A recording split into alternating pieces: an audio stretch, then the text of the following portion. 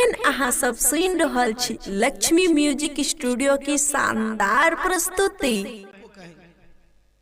कि जो आदमी दीक्षा लिए हैं वो आदमी यदि खैनी खाते हैं तो भगवान को भी सोचना पड़ेगा। 28 प्रकार के नरक है, ये दीक्षा ले करके चंदन टिक्का लगा करके खैनी खाया है, इसको कौन सा नरक में दिया जाए। इसलिए जीवन में चाहिए सज्जनों, जो आदमी दीक्षित हैं, जो आदमी वैष्णव हैं, तो फिर खैनी का स्वाद छोड़ दीजिए, बदले में सौंफ खाइए, काजू खाइए, किशमिश खाइए, सेब खाइए, अनार खाइए, बेदाना खाइए, बहुत ऐसे फल फूल है वह चीज खाइए। और खैनी खाने वाले आदमी कभी हाथ नहीं धोते हैं, जुठे पटलो मकर मत पटा दियो, ठीक है, या भीतर में सेटिंग कर जीवन में चाहिए। भजन करना है तो भजन में PhD कीजिए, मैट्रिक इंटर से काम नहीं चले। वैष्णव आदमी यदि सत्संगी हैं, चाहे जिस मत में हैं, गोस्वामी जी कहते हैं सबकर मत खागनायक ये हाँ करी है राम पद पंकज में। चलिए राजा अज ब्राह्मण को गाय नित प्रतिदिन दान में देती थी। जनक जी से पहले जो राजा अज हुए थे, अब एक दिन की बात है, एक ब्राह्मण को गाय दान में दिया। ब्राह्मण गाय लेकर के अपना घर गया,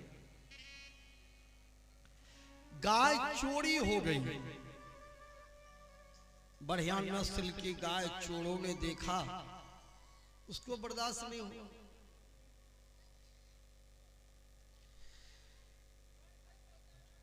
चोर ने ले जाकर गाय को बाजार में बेच लिया।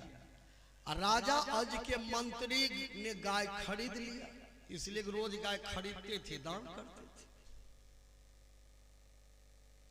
दान की बहुत बड़ी महिमा है। आप जो मकई लगाए हैं, एक प्रकार के पहले दान किए, 1 बीघा मकई है, 10 किलो 12 किलो मकई उसमें दिए, बाद में जोड़ते न 4.5 मन गल, बगल न हमरा 5 मन गल, कहते न हमरा 6 मन चल गल। जिसका जैसा मेहनत वैसा उपज। अब बिया बरोबरे लगलो जे सब,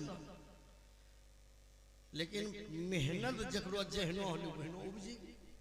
उसी प्रकार से मकई जो लगाते पहले जमीन में देते हैं और तब उससे लेते हैं, उसी प्रकार से राजा अज ने ब्राह्मण को गाय दान में दिया, गाय चोरी हो गई। राजा अज के मंत्री ने गाय खरीद लिया और दूसरे दिन दूसरे ब्राह्मण को गाय दान में दे दिया। अब ब्राह्मण गाय लेकर के जा रहा था, अब पहले वाले ब्राह्मण गाय को ढूंढते हुए आ रहा था।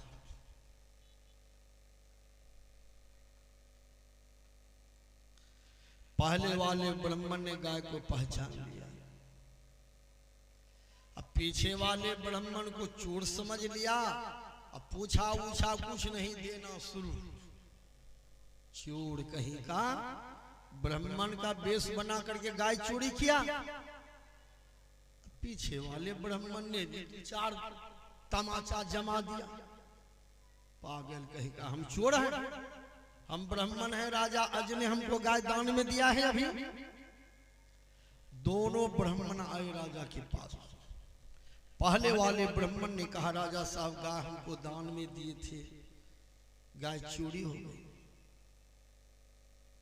इसी ने चुरा के ले जा रहा था, अब ये पकड़े।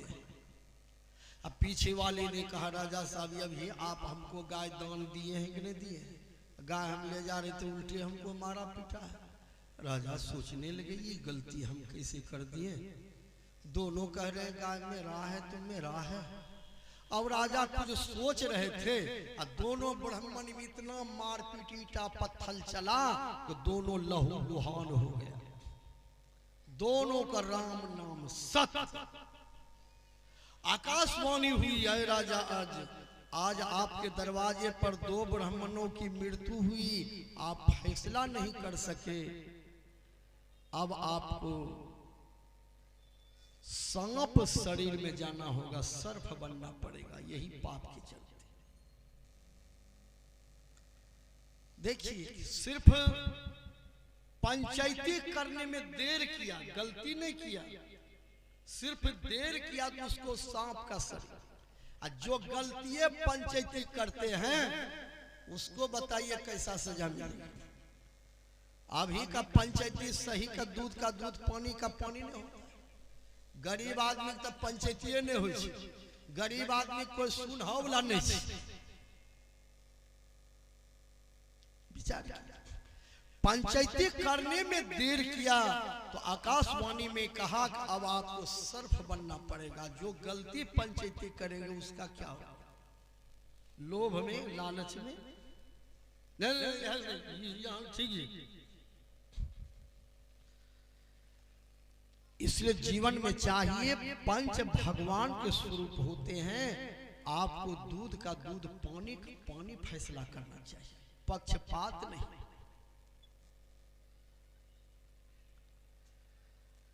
अब राजा अज ने प्रार्थना किया, प्रभु सांप के शरीर में कितना दिन रहना होगा।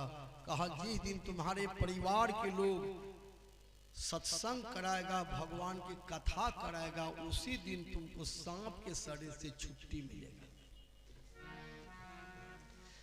समय काल से राजा अज का शरीर छूटा। गांव के बगल में पीपल की खोरहर में एक सर्प में जन्म हो गया। याद सब चीज है, लेकिन सांप बने हैं। हजारों हजार वर्ष बीत गया, उसके परिवार में कभी राम कथा, सत्संग, भागवत नहीं हुआ। अब ये लीजिए, बड़े बड़े घर में जाइए, देखिए वहां सत्संग नाम का चीज नहीं है, कथा नाम का चीज नहीं। पैसा भले बहुत है, मांस मदिरा भले बहुत है, केस मुकदमा, टंटा घंटा, लड़ाई झगड़ा भले है, लेकिन उनके यहाँ राम कथा, सत्संग नहीं, सत्संगी नहीं। बड़े बड़े घर की, हम तो बहुत जगह जाते हैं, बड़े बड़े लोगों के यहाँ जाते हैं, कचिया चलाने वाली माँ बहन आती है, खुरपा चलाने वाली आती है, यल्लू उखाड़ने वाली आती है, लेकिन बड़े घर के लोग सत्संग भले करा ले, लेकिन उनकी धर्म पत्नी सत्संग में नहीं आकर के बैठती है। तो कबीर साहब को कहना पड़ा, बड़े घर की बड़ी बहुरिया सत्संग में नहीं आए, अते ही कारण कुतिया भाई घर घर डंटा खाए।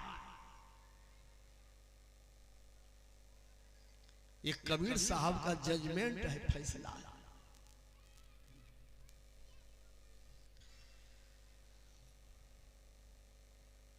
अंतिम घड़ी में आपके साथ में क्या जाएगा? सत्संग जाएगा, भजन जाएगा, धर्म जाएगा, ईटा पत्थर गिट्टी बालू साथ में जाएगा, कागज पत्थर सब बैंके में रह जाएगा। चलिए, तब उसी पीढ़ी में राजा जनक जी हुए। जनक जी अष्टावक्र मुनि को बुलवा करके सत्संग कराया। तब वह सांप फुफकार मारते हुए आया कि आज हमारे खानदान के लोग सत्संग कराया है। सांप आया, लोग तो डर गए। अष्टावक्र मुनि ने कहा सर्प को आने दो। जैसे अष्टावक्र मुनि के सामने में सांप आया, जब बड़े प्रेम से अष्टावक्र मुनि ने उस सर्प को देखा, अष्टावक्र मुनि सिद्ध महात्मा देखते ही उसका पाप जल करके खत्म हो गया। वह सांप मनुष्य शरीर में प्रकट हो गया। ऐसा रामचरितमानस में लिखा।